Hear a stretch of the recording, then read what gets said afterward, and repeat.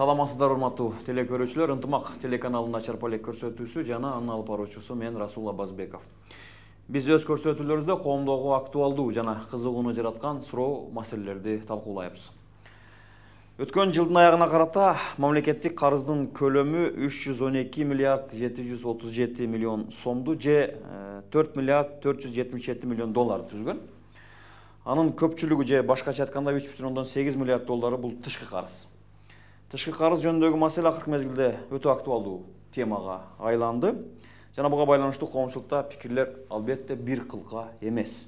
Тышкы карыздар мамлекет үчүн кооптуу эмеспи? Алардын төлөө маселеси кандай болот деген суроолор жоопторду талап кылат. Биз ошон үчүн студияга атайын эксперттерди чакырганбыз. Ачар Полектин бүгүнкү коногу Эркин Абдыразаков, экономика илимдеринин доктору, көз карандысыз серепчи.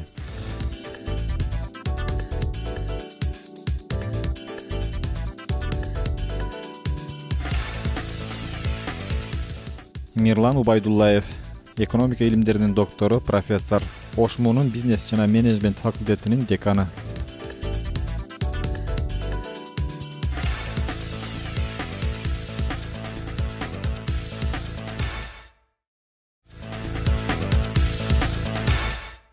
Урматтуу коноктор, студияга куш келипсиздер. Биринчи суроо, экономист эксперттер катары аксакалдатып баштай берели, Эркин агай.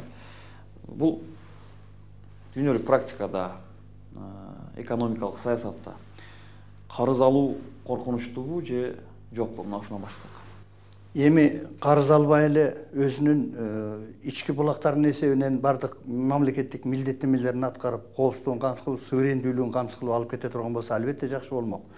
Бирок СССР аразбал болгондон кийин, таркап кеткенден кийин биздин өлкөгө өзүнүн мурунку СССР курамынан чыкканда калган карыз дагы бөлүнүп берилген 150 миллион доллардын тегерегинде.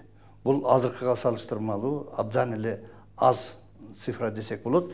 Бирок суверендүүлүк мезгилинде баягы экономикалык интеграция бузулду, миграциялык мындай агым күчөп, мурунку болгон экономикалык потенциал жоголгонго байланыштуу айла кеткенде инфраструктураны оңдоо маселеси турду, карым катнашты кайрадан калыбына келтирүү маселеси. Экинчиси, мына мамлекеттүүлүктү түптөөгө дагы бир топ каражаттар керек болуп калганда, мамлекеттүүлүктү түптөөгө жанагы инфраструктура банк системасын алалы, өндүрүш системасын жана экономикалык, макроэкономикалык мына структураны калыбына келтирүүгө да каражат керек болчу.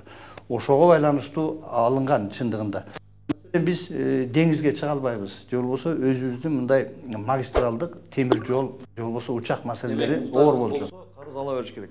Карыз алыш керек. Бирок баягы төлөй аласыңбы деген маселе бар. Локомотивди сүйрөп кете турган жакка гана алыш керек да. Биздики бар жака ар 40 кызы болсо ар бирине бирден кулак сырык алып бербеш керек да. Сиз башкача айтканда карызды чаржайт алгам деген сөз айткыңыз келип атабы? Эми аны дагы улантабыз, айтабыз. Мына дүйнөдө бир карап чыкканда эле, терең эмес, үстүртөн анализ кылса деле, карызы жок мамлекет дээрлик жок экен да. Мен бир эле мисал айтсам, мисалы Япония ошол дүйнөдөгү 4 экономиканын бирөөсү болгон Японияда деле карыз бир топ экен.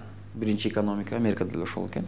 Андан сырткары мына биздин кошуналарыбызда деле, биз башкаларды айтпайлы, кошуналарыбызда деле карыз бар экен да. Демек, бул жагынан алганда карыз алуу коркунучтуу эмеспи? Өзү мындай дүйнөлүк практикага кайра кайта турган болсок, Американы мен айткым келип атат. Дүйнөдө эң карызы көп мамлекет. Бирок анын экономикалык потенциалы ошого мүмкүнчүлүк берет да. Баягы орусча айтканда печатный станок алардын колунда доллар. Андан кийин коңуштар боюнча айта турган болсок, ошол эле Казакстандын курулушу, Астана 200 миллиард карыз. Өзбекстан акыркы мезгилде карыз ала баштады, Туркменистан, Тажикстан. Мен мисалы мындай коркпой эле айтат элем, карыз алганын коркунучу жок. Качан?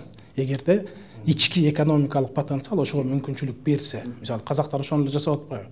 Алардын негизги баягы орусча айтканда опорный пункт бул нефть, газ. Бизде андай табигый ресурс же башка нерселер жок болгондуктан азыркы мезгилде ошол 4,4 миллиарддан ашыгыраак карызыбыз коркунучтуу сезилип атат. Ал чындап эле коркунучтуу, себеби биздин ички потенциалыбыз ага азыркы мезгилде, азыркы тапта мүмкүнчүлүк бербей атат. Андан кийин баягындай альтернативдик киреше булактарын таба албай атабыз да, хотя бар ал. Аларды азыр мына передачанын болушунча биз аз дагы айтабыз го, ал боюнча маселелер бар, көтөрсө тапса болот аны. Түшүндүм. Мынакей бүгүнкү күндө мен бул жака чыгып атып эле ушу маалыматтарды карасам, бүгүнкү күндө биздин тышкы карызыбыз ички дүң продукциянын 56%-ын түзүп калды деп айтып атышат. Мына өткөн жылы 18-жылы 48% деп мамлекеттик органдардын берген маалыматы менен демек 8%-тык айырма болуп атат да. 56% сиз айтмакчы биздин потенциалыбызды эске алганда бул көппү же азбы, бул биринчи суроо да. Экинчиси, карыздын көлөмү коркунучтуу деген тараптар дагы толтура.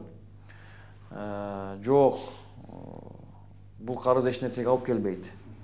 Мындай карыз менен биз андан ары дагы карыз ала бериш керекпиз деген тараптар дагы бар да. Сиздин оюңузча кандай бул? Эми биринчиден ала турган болсок, карыздын бүгүнкү күнү 56%-га чыгып кетиши бул коркунучтуу чекке жакындап калды деген болот. Себеби дегенде ички дөң продукциянын 60%-дан ашканда банкрот, дефолт деп эсептелинет. Эми бирок Кыргызстандын мына бийлиги, азыркы бийлигине мен таң калам. Экономисттердин дагы өзүнүн байгыл регулятор катары айта турган пикири болбой атканына. Маселен, Евразияске кирген мамлекеттердин ичинен ушундай опурталдуу чекке жеткен Армения менен Кыргызстан.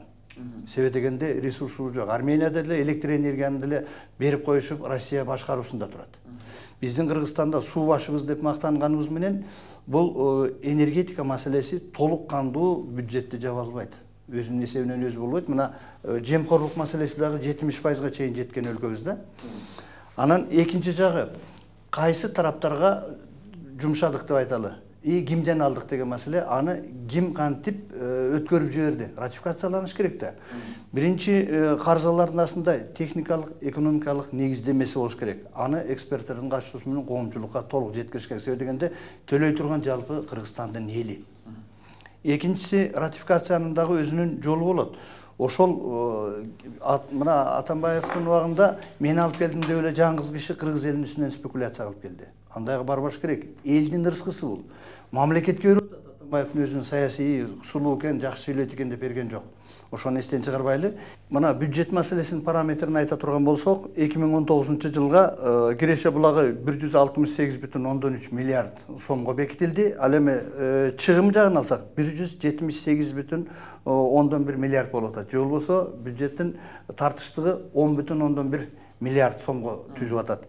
Дефицит менен кабыл алынган нерсе быйыл 2018-ге салыштырмалуу 2 есе азайтышты. Бирок мен реалдуу деп айта албайм, себеби дегенде киреше булактар менен ошончо 2 есе түшөбү жокпу, башка маселе. Инфляцияны деле алып карайлы. Биздики 1,6%ке кабыл алабыз деп атат. 6-7% болуп жүргөндө кантип ушуга түшүрө алабыз? Же бир бюджетти түзүүчү чоң ишкананы сала албасак, акыркы убакта жанагы инвестициянын көлөмү да кескин азайды. Бул жерде мен өзүнүн сөзүн айтып, тышкы карызды тейлөөгө каржы министрлиги менен Улуттук банк экөө түздөн түз жооптуу. Булардын өзүнүн орду угулбай атат, жогорку кеңеш жана өкмөт баягы өнөктөш катары эмес. Буларды өзүнүн мүчөсү жетим кол баладай кылып жумшап алган да. Азыр эгерде ушундай кете берсек, мындай кете берсек, бир 2 жылдан кийин бир тышкы карызды төлөөнүн не деп коет? Чегине пикке жетебиз деп атат. 320 миллион доллар жылына төлөгөнгө мажбурбуз дейт. Ошондой боло турган болсо, бүгүнкү күндө сиз тартыш менен кабыл алынган бюджеттин алкагында биз тышкы карызды төлөй алабызбы, албайбызбы? Биз бул жерден структурасын карайлычы карыздын. Биз Кытайдан бүгүнкү күндө 1,7 миллиард долларды алып алдык. Демек 44%-тен ашып кетти. 50%-ке бир мамлекет жалпы карыздын чегинен 50%-ке жакындаган чекти мындай жол койбош керек. Кооптуу, себеби дегенде мына быйыл эле 360 миллион долларды кайтарып бер деп Кытай эртеңки күнү Эксим банкка келсе эмне кылабыз? Ушул эле суроо сизге бергим келип атат. Мынакей биз айтып атасыздар, чекке жакындап калдык. Келип аткан 2-3 жылдын аралыгында биз 320 миллион доллар жылына төлөш керек экенбиз. Бүгүнкү бюджет менен төлөш кандай болуп калат? Этаптар боюнча мисалы быйыл 20 миллиарддан ашык, эмки жылы 28 миллиард, 21-жылга барып 36 миллиард доллар төлөшүбүз керек. Сом 36 миллиард сом төлөшүбүз керек. Эми бул жерде мындай да, Эркин Абдыразакович туура айтты. реалдуу караганда, реалдуу көз менен караганда бюджеттеги каралган акча каражат ал эч нерсеге жетпейт. Бул биринчиден. Эгерде ошол мына пикке келгенде. Экинчиден мамлекеттин бир жетишпестиги болуп атат азыр өкмөттүн. Альтернативалык булак табыш керек. Мен баягы сөзүм башында айттым, альтернативалык булактар бар. Мисалы бир мезгилде туризмди, энергоблокту айтып жүрдүк, энергосекторду. Алар боло албайт.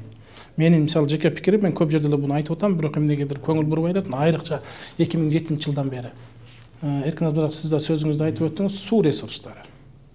Билесиздер, Кыргызстан Орто Азиядагы баягы иче турган сууну пресная вода деп айтабыз орусча. 30%дан көбүрөөгүн биз ээлик кылабыз. Башкача айтканда ошол бизден келет, бизден чыгат сыртка. СНГда 4-орундабыз. Ошонун мисалы 72-74%ын ошол суу ресурстарын биз колдонбойт экенбиз, сыртка чыгып кетет. Бул биринчиден, экинчиден ким аны иштетет? Негизинен буну Өзбекстан иштетет, Казакстан и бир азыраак бөлүгүн Тажикстан. Мына ушуну жолго коюу бул жерде көп эле мындай татаалдык эмес. Жалпак тил менен айтканда суу сатыш керек бизге кандай? Аны мисалы мындай да дүйнөлүк практикада алтындын, көмүрдүн, пактанын, будайдын баасы бар го, эмне үчүн суунун баасы жок? Суунун баасы бар. Өтө татаал саясий маселе да. Мисалы биздин негизги маселебиз суу энергетикалык маселелер болуп келген Өзбекстан менен. Бул жерде эми мындай экономика бул өзү саясат. Кандай бүгүнкү күнгө чейин алар мындай чек-аралар аралык сууну сатуу мүмкүн эмес деген позициясын карманып келип атышат да. Биз дагы ошол нерсеге кайтып атабыз. Бул жерде мындай жери бар. Эл аралык стандарттар бар. Мисалы мен башынан айтып өтөйүн, 92-жылы баягы ЮНЕСКО ООНдун демилгеси менен Рио-де-Жанейрода чоң баягы конвенцияда мындай эме болгон. Баа кабыл алынган 12 цент минимальная цена деп. Бул бир. То есть эл аралык масштаб бунун официалдуу баасы бар биринчиден. Экинчиден баягы сууну сата албайбыз дегенге ал мен каршымын. Ал жерде баягы эки мамлекеттин ортосунда же мамлекеттер аралык бир топ мамлекеттердин арасында түзүлгөн келишимдердин негизинде 15-тен 25%га чейин сууну биз бекер кое берип турушубуз керек. Бул стандарт бар. Мисалы Казакстанга на поддержание арала деп турабы? Андан ашканын биз каалагандай сатсак болот. Каалагандай деген минималдуу баа 1 кубометр сууга 12 цент. А биз миллиард кубометр, миллиарддап чыгарып атпайбызбы? Бул жерде маселе эмнеде болот? Маселе биринчи, айтайлы, эгерде мамлекеттин ал боюнча акча каражаты жок болсо, реалдуу инвестицияны тартып келиш керек. Бул биринчиси. Экинчиси баягы орусча айтканда водомер, суу өлчөгүчтөрдү аны да точный коюлбайт, средний коюлат. Средний эсептеп берет. Орто. Бир суткада канча суу, канча кубометр суу чыгып кетти, ошону эсептеп берет дагы. Анан ошонун негизинде расчеттор жүргүзсө болот да. Бул эми эл аралык масштабта чечилүүчү суроо. Дагы бир маселе. Өзүңүздөр дагы айттыңыздар ушуну. Тышкы карыздын 44% Кытай мамлекетине туура келет. Анан өткөн жылы бир чоң изилдөө жасашты америкалыктар, америкалык бир уюм. Алар айтып атышат, Кытайдын тышкы карызы кеминде 8 мамлекетти бул финансылык жактан өтө кооптуу абалга алып келди. Бул биринчиси. Алардын катарында биз барбыз, Кыргызстан менен Тажикстан. Экинчиси, Кытайга карызы 81% түзгөн, тышкы карызы түзгөн Шри-Ланканын портун алып койду. Узак мөөнөттүү ушундай эле маселе менен Пакистан туш келди, Тажикстандын кендерин алып койду деп айтып атышат. Мынакей. Бул деген эмне дегенди түшүндүрөт. Эгерде мынакей Акылбек Жапаров айтып атат, акыркы ушул айтты, мурда ал бизде министр болуп иштеген, финансист катары да, бекер айтпаса керек деген нерсени айткым келип атат да. Кытай менен болгон карыз эң коркунучтуу дегенге кошуласыздарбы? Кошулсаңыздар эмне үчүн? Кошулбасаңыздар эмне үчүн? Кытай менен жакынкы кошуна деп баягы стратегиялык өнөктөш катары тандап алдык, бирок эки чоң империянын ортосунда чайналып калбасак болду. Россия империясы менен мына Кытай экөөнүн ортосунда. Биз экономикалык жактан эмес, геополитикалык саясатка көбүрөөк ыктап, алардын кызыкчылыгы бизде геополитикага көп кетет. Бул чыр-чатактын баары эмнеде жатат? Бизде жанагы кен байлыкты мына кумтөр бүтөйүн деп калды. Кумтөрдөн тышкарыдагы жүздөгөн алтын кендери бар. Башка сейрек кездечү металлдар бар. Маселен, Нарын облусунун территориясында эле Жетимтоодо эбегейсиз көлөмдөгү темир кени бар. Жана темир жолду сала коелу, тигибу деп кабыл алынган суу кодексине жанагы недропользование деп коет, бир 4-5 заповедный зона дейт. Ошолордун бардыгын карап койбостон кызыкчылыкты айрым лоббисттер бар Кыргызстандын ичиндечи. Мына шуну токтотсо коркунучтуу жагы болуп атат да. Карызыңарды биз кечет элек инвестиция кылып темир жолду ошол жака алып барып берсеңер деген ачыктан айкын эле лоббисттер кетип атат. Бул коркунучтуу, мындан кетишибиз керек. Экинчиси, биз карыз алганда көбүнчө жанагы социалдык маанидеги мындай киреше алып келбей турган жактарга чаптап коюп атабыз. Маселен, жол куруу маселесине аябай көп кетирдик. Бирок жолдун хотя бы бир частичный төлөмдөр менен баягы платный услуга кылышыбыз керек да. Ал эми жол болбосо башка инфраструктура өнүкпөйт. Пример үчүн жолду салдык туура. Бул керек Кыргызстан үчүн мындай деңиз, аба жолу бүт бар өнүкпөгөнгө байланыштуу автожолду салдык. Бирок автожолду деле мына дүйнөлүк практикада частичный доход болуп жок дегенде өзүн өзү кармап туруш керек да. Жылда бюджет несебинен канча акчаларды берип атабыз. Бирок жол оңолуп кеткен жок да. Кытай менен болгон маселе кандай? Кытай менен маселени туура биз Кытай бизге өтө көп чоң акчаны берди. Мына альтернативдүү жолду дагы салганга бир тойло каражат Япониядан, Кытайдан алганбыз да. Бул жерден алганда биз баягы бюджеттеги өзүбүздүн экономия жагын карашыбыз керек. Мына маселен кереги жок министрликтерди, кереги жок чиновниктерди көптөгөн армиясын кармап атабыз. Биринчи жолу Кытайдын карызын төлөш керекпиз. Кытайдын карызына мына коррупциянын эсебинен болгон карыздарды дагы депозит ачканбыз. Бирок депозитти кайта эле баягы күндө туусам күндө жок жеп коет болуп бюджетке таштап салып атпайбы? Ошону именно кайсы жактан көп карыз алсак, ошону төлөгөнгө подушка безопасности катары ошону биз топтобосок болбойт. Бюджетибизди мына Мирлан да туура айтты, бюджетибиз өзү дефицит менен болуп атса, социалдык маани өнүгүүдө болуп атса, өндүрүшкө жумшай турган каражатыбыз жок. Эми мындан ары үстүнө ала бергенге Кыргызстандын экономикасы чыдабайт. Ошон үчүн мына инфраструктуралык маселени карашыбыз керек. Комментарийиңиз бар? Кошумчалайын. Эркин Абдузаков өтө туура айтты. Анан бирок мындай чоң экономикада, дүйнөлүк экономикада бир түшүнүк бар да, баягы биздин өкмөт ушул келишимди кандай узартат дагы. Продление, анан списание долгов деген түшүнүк бар да. Эми аны Кытай өкмөтү ал жөн эле списание кылбайт да бизден. А бир нерсе сурайт. Же кандайдыр бир шарт коет. Маселе ошодо да. Азыр бизден эми мындай 2040-жылга чейин төлөй турган карыздарыбыздын мөөнөттөрү мына 99-2001 жылдары келди. Акырындап төлөп атабыз. Бирок мындай эң туу чокусуна жете элекпиз да. Бул маселелер дагы андан да курч козголот. Бирок маселе эми бая башында каяка иштеттик, эмнеге иштеттик, андан биз кечиктик, болду, андан пайда чыкпайт. Маселе эми кантип төлөйбүз. Маселе ошодо болот. Анан мен дагы кайталайм, кошумча альтернативалык булактарды издешибиз керек. Мынакей, сиз айтып атасыздар, бүгүн 60% деген бул ичкиден продукцияга тышкарызыбыз туура келип калса, салыштырмалуу. Бул катыштык ушундай болуп калган болсо, бул коркунучтуу дедиңиздер. Чек. Мына бүгүн эле, мына окусаңыздар керек. Бүгүн эле ушундай нерсени парламентке алып келишиптир. 70%ды чек кылып коелу депчи. Анан ал жерде дагы түрдүү эксперттер түрдүү маселени айтып атышат. Демек 70% деген чекти коюш керекпи? Бул биринчиси. Экинчиси, койгондо биз өзүбүздү колдон буттан тушап койбойбузбу? Эми бул чындыгын айтканда кыргызча болуп атат да. Эптеп эле мына жакында шайлоо келип атат, шайтан оюндар башталып, коомчулукту адаштыруу маселеси, тынчтандыруу маселеси болуп атат. Себеби дегенде дүйнөлүк практикада 60%дан ашпайт. Себеби дегенде экономикасы күчтүү мамлекеттер деле ага бара албайт. Биз жана мен айтпадымбы, тышкы карызды тейлөө үчүн атайын депозиттик счет дегенден эми чыдайлы да.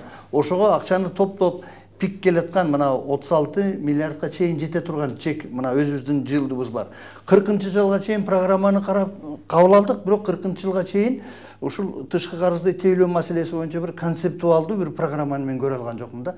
Биздики 40-жылга чейин же эшек өлөт, же шах өлөт, же биз бийликтен кетебиз дегендей эле принцип болуп атат да. Мындай болбош керек. Мамлекеттик деңгээлде мындай ойлонгон кишилер ар бир кадамын эсептеп бюджетке баягы жылкыңа карап ышкыр деген ата бабабыздын жакшы сөзү бар. Демек сиздин оюңуз боюнча 70%дык деген чекти туура коюп атышат? Бул өтө коркунучтуу. 70% көппү? Айтайын сизге. Бул аша чапкан чек. Жогорку кеңеш жоопкерчиликти албастан өкмөттүн кол баласына айланып калгандыгы сезилип турат. Эркин Абдузаков токтоп коюн. 70% деген түшүнүк ал өзү болбош керек. Бул 60% баягы ВВПга салыштырмалуу деп айтып атпайбызбы? Ошонун 60% деген бул эл аралык стандарт, дүйнөлүк экономикадан алган мисал бул. Ал мисалы ички потенциалыбыз аны жапканы мүмкүнчүлүк болбосо, ал 60 эмес 50% болгондо да бул критический ситуацияга келип калдык дегенди билдирет. А 70% деген бул саясат, бул экономика эмес уже. Түшүндүм. Мен адашып аткандырмын, бирок мен ушул маалыматтарды караганымда ички дүң продукциясынан 200% ашкан мамлекеттер бар экен. Бирок алардын эми каражаты жетиштүү мамлекеттер экен да. Бул биринчиден, экинчиден, дагы бир экономист кесиптештериңиздер Сарыбаев айтып атат. Ал айтып атат, Азаттыкка берген маегинде.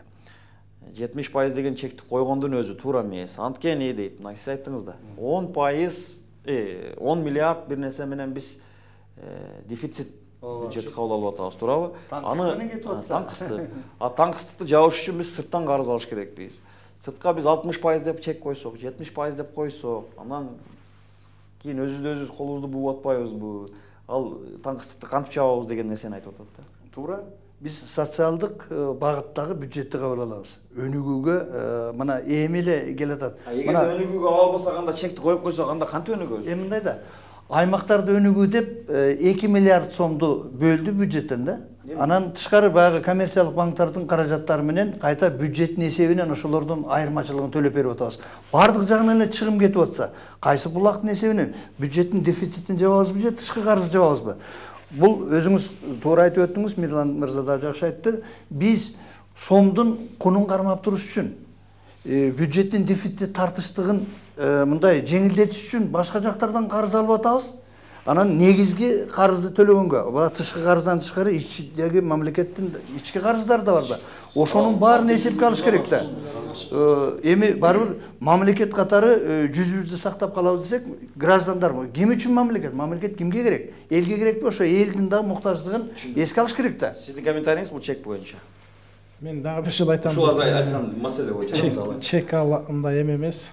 Мен дагы бир жолу айтайын, ушу чек. Биз бүгүн ушундай тилекке каршы кимге байланыштуу экендигин айтпай эле коелу, бирок бүгүн ушундай болуп калдык биз. 56%, 60%га 4% калды. Өкмөт бүгүн депутаттардын жардамы менен 70%га көтөрүлдү деп атат. Анткени өкмөт түшүнүп атат. Эртең ошол таңкыстыкты жабыш үчүн сырттан дагы карыз алыш керекпиз. Башка финансылык алып келиш керекпиз. Алып келбесек, экономикада коллапс чыгышы мүмкүн. Эмне үчүн? Эмне үчүн? Анткени айлык төлөш керекпиз, туурабы? Сиз айтып аткан милдеттемелерибиз бар, түздөн түз. Социалдык, сиз айтып аткан бюджеттебиз, казынабыз социалдык багыттагы. Ошонун баарын жабыш керекпиз, баягы милдеттемелерди жабыш үчүн. Чекти коюп койдук. Мен бир-эки мисал келтирип кетем да. Ушуну мындай алыстан баштап жооп беришке аракет кылам, бирок силерге түшүнүктүү болуш үчүн. Эркин Абузакович бир нерсени баягы козгоп кетти. Улуттук валютанын курсу. Биз канча миллиондогон долларларды чачтык? 18-жылда, 19-жылда. Буну биз 20 жылдан бери Эркин ака. Биз ошол интервенцияга биз каршыбыз. Буну азыр акыркы 2-3 жылдан бери кээ бир саясатчылар мындай реклама кылып чыгып атат да. Биз 20 жылдан бери эле айтып атабыз. Аны канча завод, канча фабрика курса болот эле. Бул бир. Экинчиси, мына ушинтип карыздарды төлөбөй келип 600 миллион доллардан ашыгыраак азыр ички карыз, 3,8 миллиарддан ашыгыраак тышкы карызыбыз. Биз ошол кезинде ошол альтернативалык булактарды издебегенибиз болуп атат. Эми азыр ар кыл варианттар айтылып атат. Ортого салайлы, же болбосо мисалы средний зарплата 15 000 деп айтылып атат. Карыздан кутулуш үчүн 6 миллион ашык калк 3 айлыгыбызды беришибиз керек экен деп. Жок, ал чыга турган жолдор эмес. Азыр биз дагы бир жолу айтам, ушул альтернативалык булакты издешибиз керек. Тапса болот. Бул гидроресурстар биздин негизги булагыбыз. Түшүндүм. Мына суу ресурстары айтып калды, бул бир бөлүгү, бир жол болуп атат. Себеби дегенде суу ресурстарын кайра кароо эл аралык баягы международный водный право деген бар. Ошол чекке алып келиш маселеси. Мына СНГден чыккан Борбордук Азия мамлекеттери тытышып, баягы чоң мамлекеттер тогот болгондо мамиле кылып атат. Мына экспорт менен импорттун ортосунда эле айырмачылык. Бир жылдын ичинде Өзбекстан 2-3 эсе көбөйтүп экспортунда бизди давит этип атат. 5 эсе кетти. Мен мындай утилитет этип айтып коеюн, кошуналар да. Экинчиси, суу маселесин ички өзүбүз пайдаланып аткан кум төрдөн ала албай аткандан кийин мамлекеттин алыстыгы десек болот да. Мына 13 миллион доллар бизге сууга пайдаланбай келген. Алар айтып атат, силер мыйзамыңарды кабыл алгыла, төлөйлү мындан кийин деп атат. А мурунку келтирген экологиялык жактан болгон зыяндарды ким төлөйт? Мына Кумтөр 26-жылы бүтөт. Эң ишенген мына ички дүң продукциянын 20-жылы биздин карыздарыбыздын туучоксуна туучоксуна келебиз. Ошондо коллапс болбойбу? 40% ички дүң продукцияны берип келген Кумтөр токтой турган болсо коллапс болот. Себеби дегенде биз тышкы башкарууга өтүп калабыз. Анан экинчиси, мына 50%дан өткөндөн кийин эл аралык финансылык донор институттар каржы булагын ачпайт дагы, бербейт дагы. 65% алар Бербейт, ошону депутаттарыбыз түшүнбөй атпайбы? Түшүндүм. Рахмат чоң. Ушундай минордук маанай менен тилекке каршы бүгүн биз көрсөтүүбүздү аягына чыгарып атабыз. Урматтуу телекөрүүчүлөр, эсиңиздерге сала кетсем, бүгүн биздин конокторубуз Эркин Абдыразаков, экономика илимдеринин кандидаты, доцент, көз карандысыз эксперт. Ошондой эле Мирлан Убайдуллаев, экономика илимдеринин доктору, профессор, бизнес жана менеджмент факультетинин деканы. Урматтуу мырзалар, дагы бир ирет ыраазычылык билдирем. Урматтуу телекөрүүчүлөр, ушуну менен көрсөтүүбүз аягына чыгат. Биз ар жуманын 2 жана 6 күндөрү Ынтымак телеканалынан көрүңүздөр. Сиздер менен мен Расул Абазбеков болдум. Чарпалек, биз маалыматты жеткиребиз.